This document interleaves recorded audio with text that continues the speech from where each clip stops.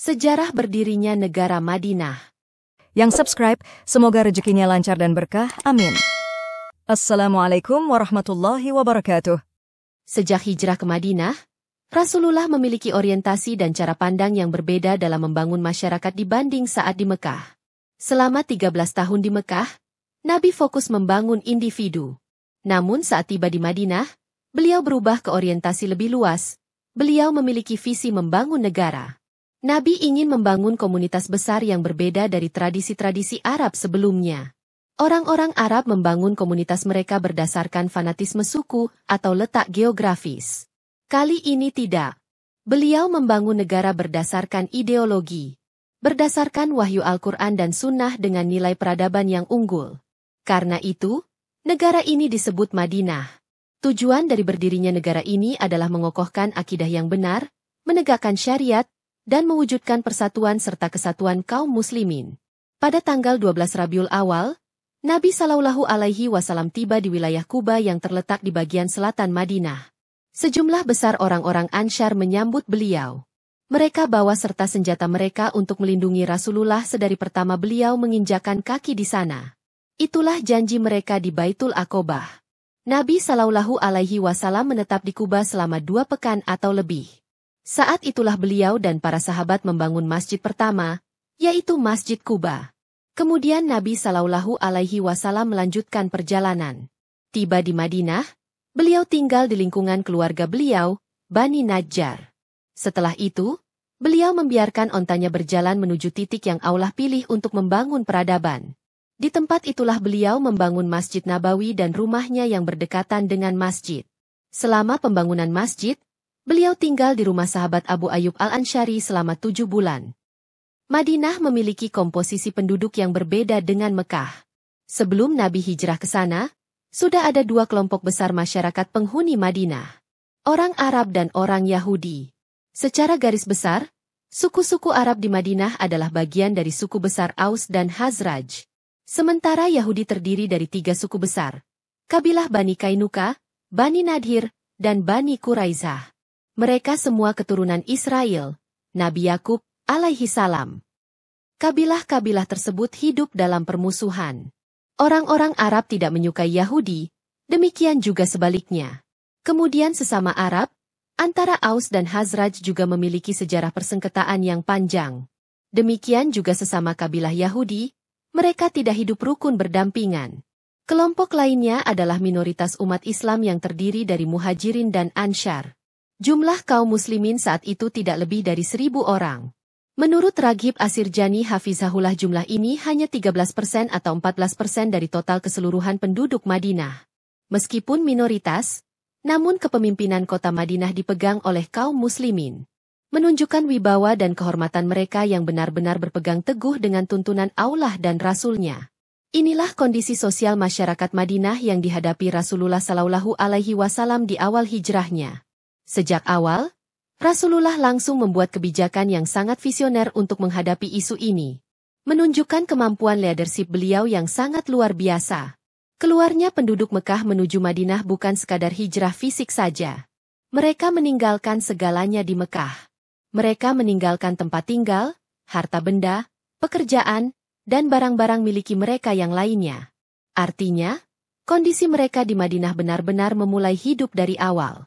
Kalau tidak didukung kebijakan yang tepat, kedatangan mereka di Madinah selain menimbulkan lonjakan penduduk juga akan menimbulkan masalah sosial, kemiskinan, pengangguran, homeless, dan lainnya.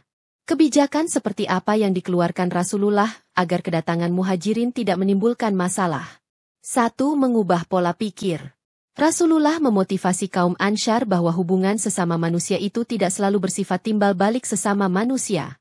Tapi ada yang lebih besar dari itu, yaitu pahala di akhirat. Beliau juga sampaikan persaudaraan itu lebih luas dari sebatas hubungan nasab, tapi ada saudara seagama. Beliau Shallallahu Alaihi Wasallam bersabda, seorang muslim adalah saudara bagi muslim lainnya. Dia tidak boleh menzaliminya dan tidak membiarkannya disakiti.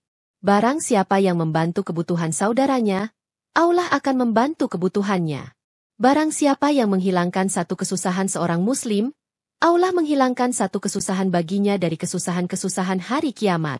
Barang siapa yang menutupi aib seorang muslim, maka Allah akan menutupi aibnya pada hari kiamat. Hadits riwayat Al-Bukhari 2622. Untuk muhajirin, Rasulullah menekankan bahwa hijrah ini bukan sekadar bebas dari kekuasaan dan cengkraman penguasa Mekah. Tapi ini adalah perjalanan keimanan. Seorang yang berhijrah harus banyak menyerahkan diri kepada Allah dan berharap pahala darinya dari setiap rintangan yang dihadapi. 2. Kekuatan persaudaraan. Tali persaudaraan adalah ikatan emosional yang sangat kuat. Seseorang akan menaruh perhatian dan memberikan cinta yang lebih terhadap saudara mereka dibanding orang lain. Selain mempersaudarakan Ansyar dan Muhajirin secara ideologi, Rasulullah juga mempersaudarakan dua kelompok ini seperti layaknya saudara biologis. Semakin bertambahlah rasa cinta, perhatian, dan persaudaraan antara Muhajirin dan Ansyar. Saat itu, syariat mewajibkan bagi setiap rumah dari Ansyar bertanggung jawab atas seorang Muhajirin.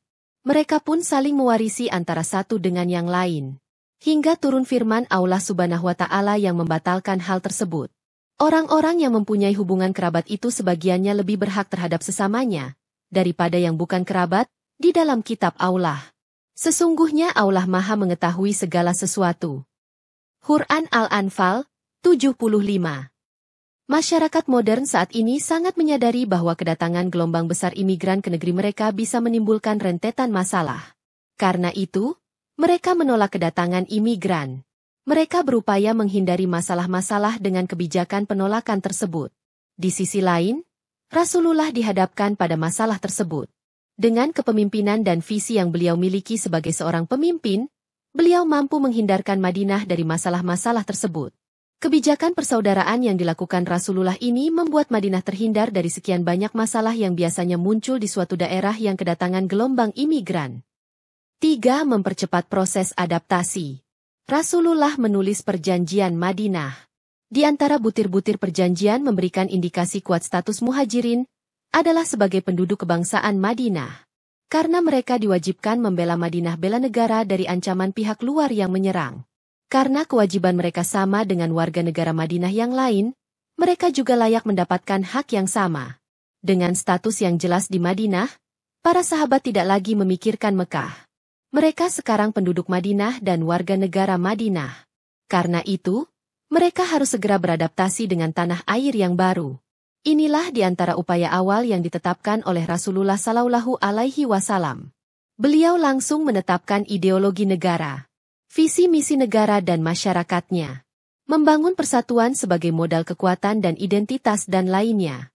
Semua ini bukti tentang kemampuan leadership yang kuat dari Nabi kita Muhammad Shallallahu Alaihi Wasallam.